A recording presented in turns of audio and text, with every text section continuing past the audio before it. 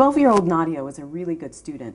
She was having trouble with some math concepts. Her cousin, a brainy hedge fund manager and MIT grad, offered to tutor her. Since they were in different cities, they talked by phone and used Yahoo Doodle. It went really well. He started tutoring his other cousins, but scheduling became a hassle. So he just videotaped the tutorials and posted them on YouTube so they can watch anytime. It wasn't just his cousins, though. A lot of people started using his tutorials. Salman Khan decided to quit his high-paying job, sit in his closet office, and make free educational videos. He called it the Khan Academy. Salman was living off his savings, helping thousands of people learn all kinds of stuff. Then Bill Gates called, and things changed. Salman Khan has written a book. It's called The One World Schoolhouse, and he joins me in the studio. Sal, welcome to the program. Great to be here. As of today, how many videos do you have up on your website? We have 3,400 videos so far, and I've made about 3,000 of them. And how many people are watching those videos? We're getting, as of this last month, 7 million unique students a month. They've watched. We've reached a cumulative 60 million unique people, and they've watched over 180 million videos so far. And you said you do most all of them. So you know all of this stuff? Well, there's a comment. As you just introduced, it started off with me making all of them, and I still try to make as many as I can. But we are looking for other people to help augment, do other topics, do different form factors. But part of the fun for me is that I do get to tackle all of this stuff. I started in things that I felt very comfortable with, whether it's math or physics or chemistry. But then I started moving into domains that I had a strong interest in. Yeah, I mean, there's other stuff. There's history, finance, there's the Greek debt crisis. Yeah.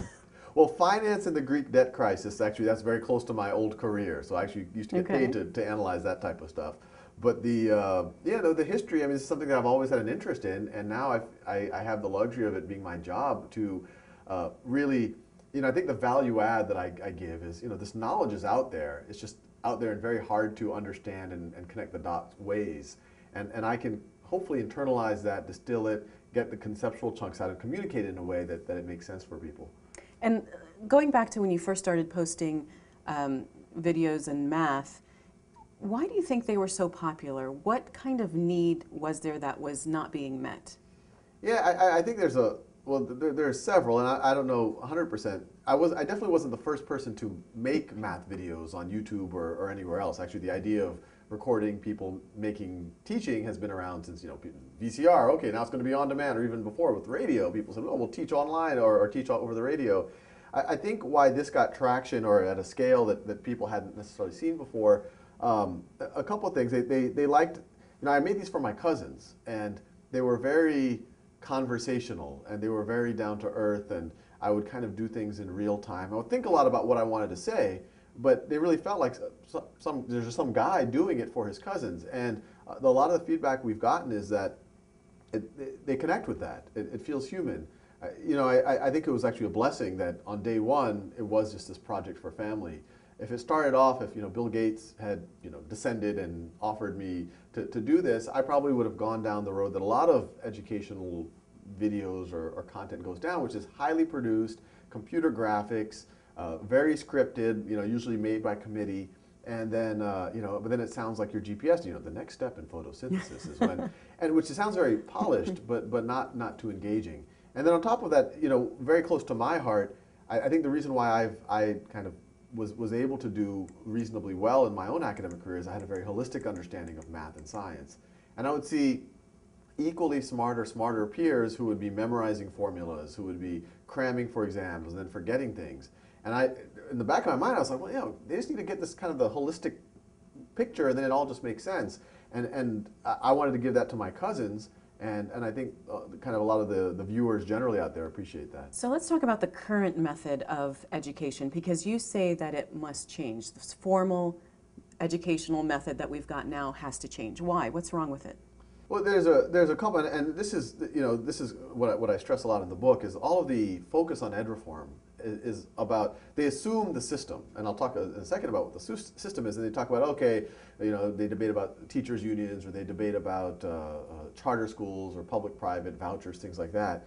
And what I like to do is just take a step back and say, well, look, that just presupposes this system where kids are grouped in these age-based cohorts. They move together at a set pace. They have a fixed amount of time to learn something, and then what's variable is how well they learn. That's what grades are.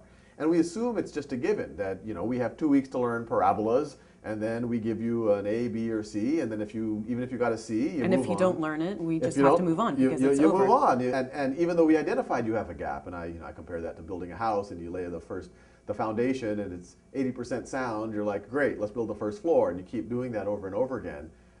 Eventually it will collapse. It'll collapse, and so, and what a lot of people don't appreciate is this idea of what the system is. It's not God-given. It's existed about 200 years. It's, you know, popularly called the Prussian model because it comes from Prussia. 18th century. 18th century Prussian model, and you know, at the time it had an egalitarian view, which is, look, this is the only way to economically educate everybody, is you move them together as kind of like an assembly line, this industrial revolution type system.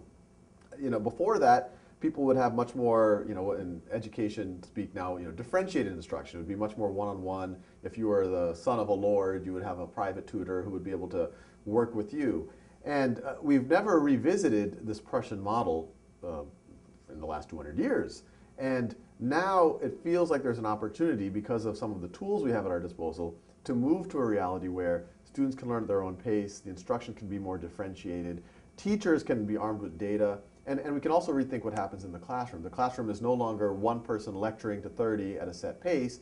It'll be everyone working at their own pace, doing open-ended things, doing projects, and the teacher being able to context switch and do focus interventions. And you could also have a lot of peer-to-peer tutoring going on. Salman Khan is in the studio with me. He's the founder of the Khan Academy.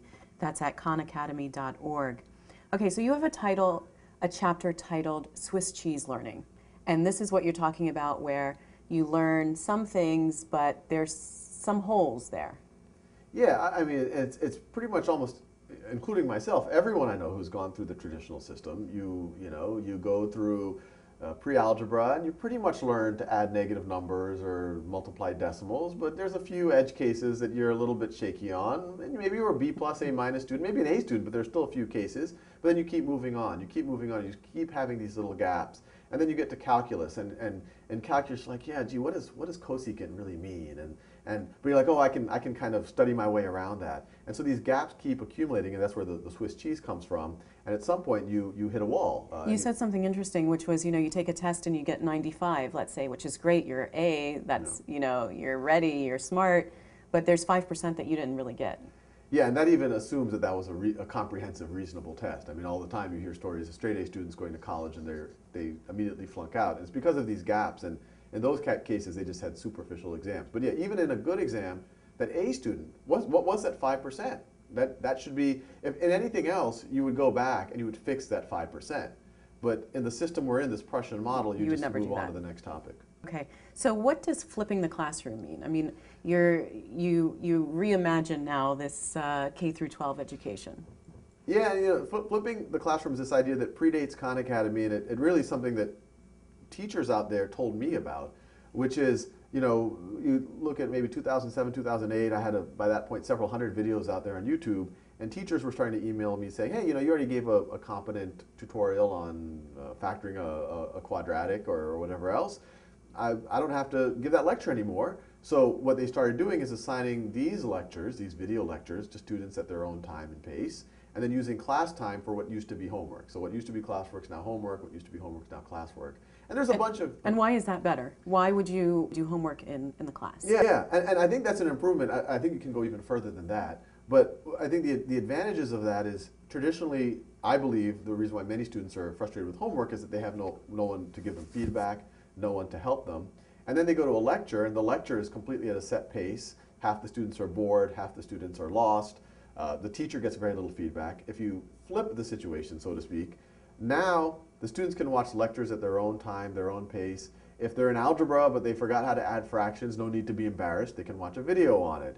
They can, if they hear a word that they don't understand, they can pause and they can look it up on the internet. And then when they go to the classroom and they're doing problem solving, they now have 30 tutors in the room with them. They have the teacher who can help them, and they have their peers who can help them. And it also gives the teacher information on where the students are. They actually, as opposed to the lecture where they get very little information. But doesn't this all depend on kids that are self-motivated to learn? I mean, for you to say, okay, go watch a video, yeah, right, okay, yeah, I'm going to watch the video. Yeah, and it's still an open question. One thing that we've seen, and now Khan Academy is 36 people, is the group of what we consider to be motivated students is far larger than what I think any of us thought. And, if you'd asked me 10 years ago, I said, yeah, maybe 20% of students are motivated. The other ones, you kind of have to nudge them along. And what I'm realizing more and more is a lot of that nudging is because these students got disengaged. And the reason why they got disengaged was because they had a lot of gaps in their knowledge, and they disengaged really to protect their self-esteem. They were feeling frustrated. But if you allow them to work at their own pace, fill in these gaps in their knowledge, we're seeing that in classrooms, we're seeing it from just letters that we're getting from students, they get re-engaged. And I get a lot of letters from students who, I was about to drop out of algebra, I was about to drop out of college, and now that I understand the math, I want to be an engineering major, I want to be a physicist. So I think it definitely is a much broader category. And on top of that, even if we're really cynical and we say, yeah, no matter what you assign at home, kids aren't going to do it, which is a possibility, and it definitely is true in some contexts. That, I think, where this idea of flipping is even more important, because the problem solving is where most of the learning happens. If I had to give up on either the lecture, and you might think this is ironic coming from someone who's made 3,000 videos, but we also do a lot of exercises and things like that on the site. But the real learning happens with the struggling, the problem solving, the peer-to-peer teaching. One thing I do emphasize, though, is flipping the classroom isn't what we're necessarily advocating. We kind of view that as an intermediary step. Because even flipping the classroom, it's still within this Prussian context. You're still moving at the same pace, covering the same topics on the same day together. The ideal is, once you take the lecture from the front of the room at the set pace, now you can rethink, hey, let's let everyone work at their own pace now. Let's mix age groups. Maybe we can tear down walls between classrooms and between topics and have students learn together. So what do you think of homework? Too much or too little? Yeah, no, I write at some length about that. I think the reality is that, and it was what I say in the book, is that that's the wrong question. We should question whether there should be homework or what is even the purpose of homework. I think, there are some dimensions of it that, learn to organize your own time, learn to take control of your own learning, which are valuable of homework. I think the unfortunate thing is people mistake quantity of homework for rigor. And because of that, you have these kids, and especially in the US, but you see it all around the world, where they're homeworked out. And a lot of it is busy work. And because of that, they're not sleeping, and sleep correlates with actual cognitive development. And they're actually not even having dinner with their family. And the one thing that tons of studies have been run, no correlation between homework and success. A lot of correlation between sleep and success, a lot of correlation between dinner and your family and success. And the unfortunate thing is the homework is squeezing out a lot of that. And those possible benefits of homework, which are the ownership of your own learning, the ability to schedule your own time, in my opinion, those are valuable. Those are so valuable that should become part of the mainstream. That should become part of the mainstream process. The amount of money that we're spending on education, do you think we're spending too much? I don't think it's something as important as education. It would be hard to ever say you're spending too much on it. It's an important investment in students. I think it is an open question of whether we are spending it productively.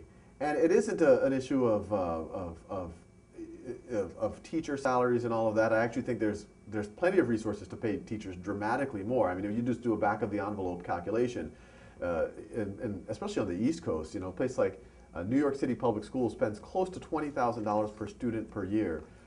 Class size, 25 students per teacher. That's $500,000 per class of 25 students. And the great bulk of that is not going to the teacher. It's not going to the facilities that are directly affecting the student. Where's it going? I don't know. I hope someone answers that question. So should we do away with summer vacation? Yes. There's two aspects here. One is dealing with summer vacation. Then there's the whole very regimented calendar.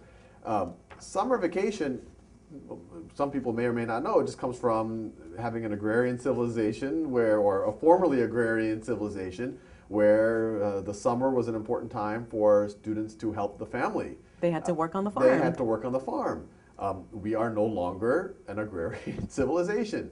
And now summer is this time where, teachers will tell you there's learning loss goes on. You have these assets, human and physical assets that are just sitting idle. If you're affluent, you might be able to structure together an interesting summer for your child, but most students don't have that experience. And some people say, gee, summer's when I had some of my best memories. I would say that too. I had some of my best memories because finally I was freed from this, the treadmill of homework and not sleeping, and I could actually explore and play with Legos and invent games with friends. And what I say is, exactly, that's what the whole year should be like. The whole year should be doing creative things and taking ownership of your learning. And if you do that, and if you break yourself from this everyone learns together, then your vacation can happen at any time. It'll be, if your family, it's crazy right now if your family is going to Europe, or if your dad has a business trip to someplace interesting during the year, you can't go, because otherwise I'll miss when my class covers systems of equations. Right, but what if you go under your reimagined system? Well, in this system, you would still miss time in the classroom. You will miss time in the classroom, but you could continue to learn at your own pace. You could be virtually engaged in the classroom. Ideally, if enough people, if this happens on a larger scale, there could be a school in Shanghai that you can plug into right when you get there. And it won't be like, oh, where are you in class? The whole school would be kind of going at their own pace. The teacher will get dashboards. And when I say own pace, it's not a solitary activity. You'll be on your own learning trajectory and you'll have your own goals, but your peers will be there around you continuously to mentor you, to guide you, to tutor you. Your professors, your teachers will be there. So it's a much less solitary system than what we have right now. The book we're discussing is called The One World Schoolhouse, Education Reimagined. Salman Khan is in the studio with me. He's the founder of the Khan Academy. So let's go back to the business of all this. Why did you decide to go the nonprofit route when I'm sure you could have made this into a for-profit business? Yeah, no, it was a bit, I come from a very for-profit industry. And So you know how to do it. It's not like you didn't know. Yeah, well, that's still in question. It's not clear I know how to do not-for-profit either. But and I was based in Silicon Valley, and in those early days, there were several venture capitalists who came and said, there could be something here. We can do a double bottom line business and do some type of I don't know, they call it freemium model, and all of that. And there was a temptation because it would have been a way for me to get an income, and potentially if it was successful, it could be a substantial amount of wealth that could be generated there. But for me, I did this as a hobby, and I was getting all of this mental satisfaction or emotional satisfaction from these people around the world who were emailing saying, this has really helped, this has really helped my children. And there was just this view that, well, I don't want any barriers on this. I don't want ever at this point to not have access to it. I want this to be a true leveler.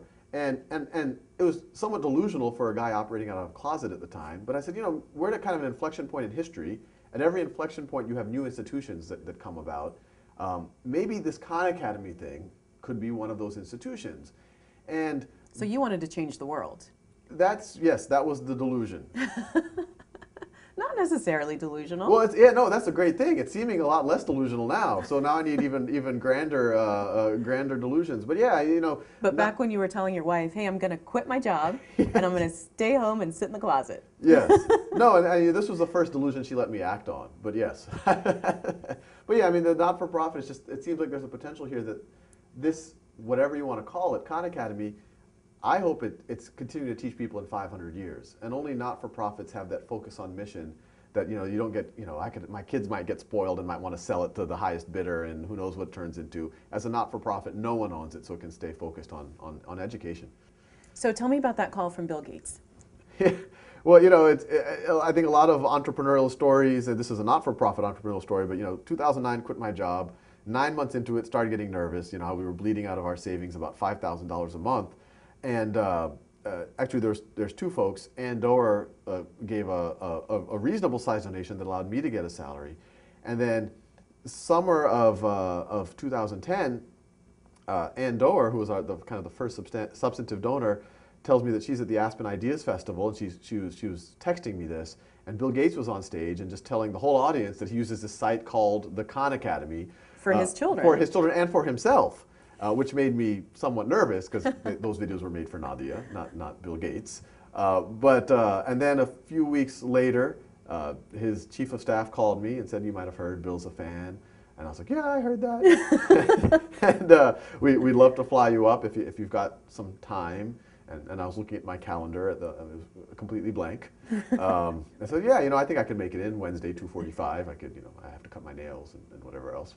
You could squeeze it in. I could squeeze it in. So you get there and you're sitting, with his staff. He hasn't come in yet and you're nervous. And so the staff says, don't worry, he's just a regular human being. Oh, yeah, and I mean, they were completely playing it down. I mean, I'm like, this is Bill Gates that and they're like, oh, don't just relax, Sal. I can tell you're a little nervous. Bill's just another guy. Relax. And then I started to relax, and I started to be my somewhat cheesy, goofy self. And then all of a sudden they started like looking at me really seriously, and I just kept going. And then I just kind of randomly turned around because I'm like, why are they so serious? And Bill's standing right behind me, and I didn't even know what to call him. I was like, Bill, Mr. Gates, I don't know. Guru, whatever. And so I just stand up and I say, nice to meet you. So he did give you a grant. You also got a grant from Google. What were you able to do now with that infusion of funds? Yeah, when all of these folks asked me what's the vision here, I said, well, I want to keep making videos the rest of my life. I get kind of satisfaction from this. We can reach a lot of people. We can translate into the world's languages. And what at the time I imagined Khan Academy to be was much more than just videos. I wanted to really use technology to push the envelope of what is possible virtually.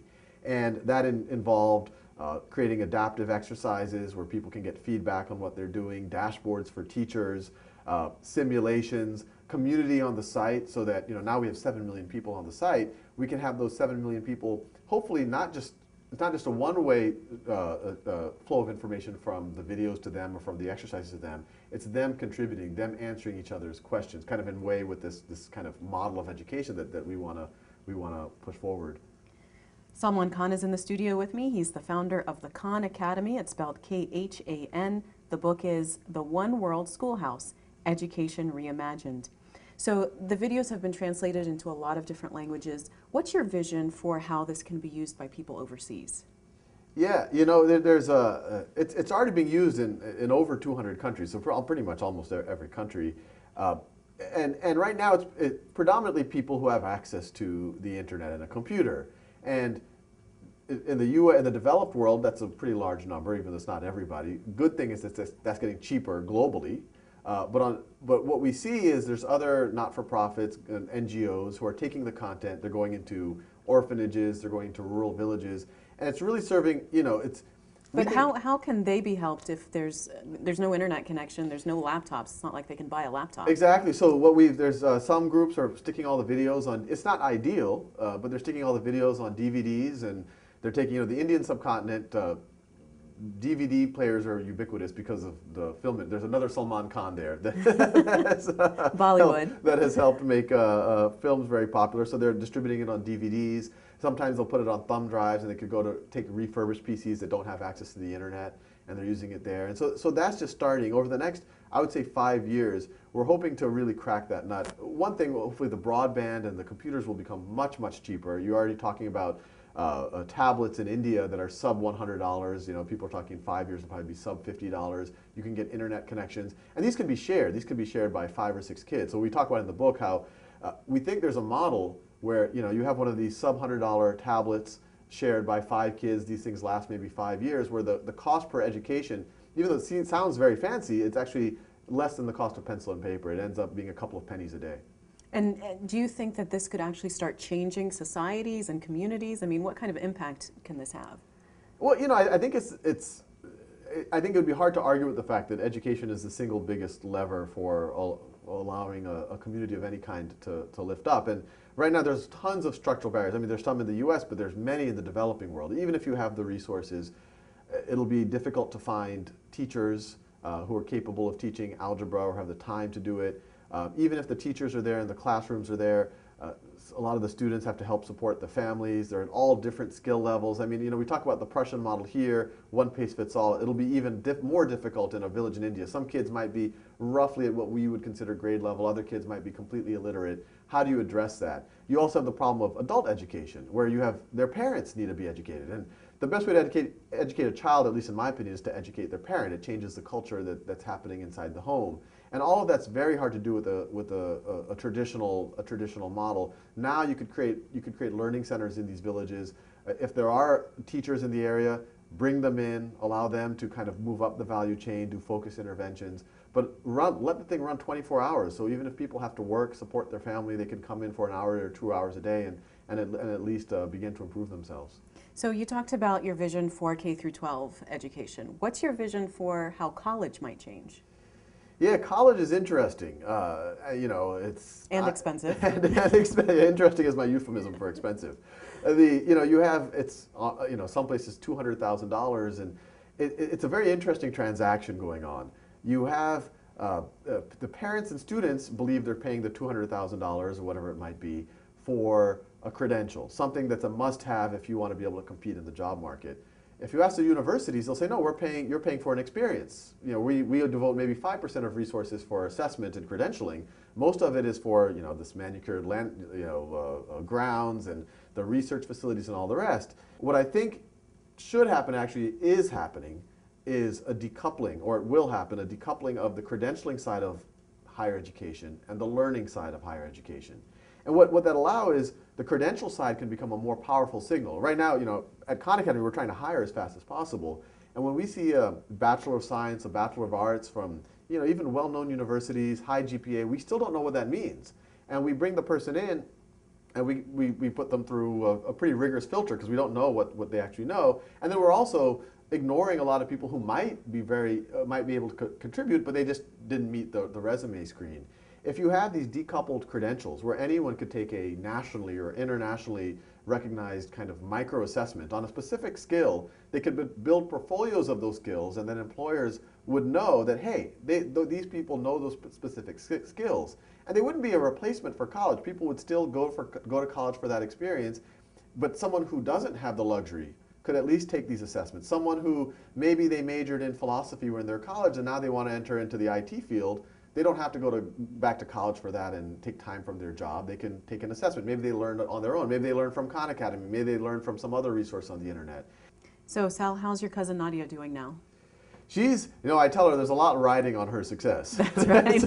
This whole thing, she's a junior in pre-med at Sarah Lawrence, and she's a writer as well. And so, yeah, knock on wood, so far so good. So that whole tutoring thing worked out for her. Yeah, and I've given some talks at, you know, to med school deans, so I'm trying to put a good word in for her. Salman Khan, he's the founder of the Khan Academy. They're at khanacademy.org. The book is The One World Schoolhouse, Education Reimagined. It's published by 12 Books. Sal, thanks so much for being on the program. Oh, thanks so much for having me.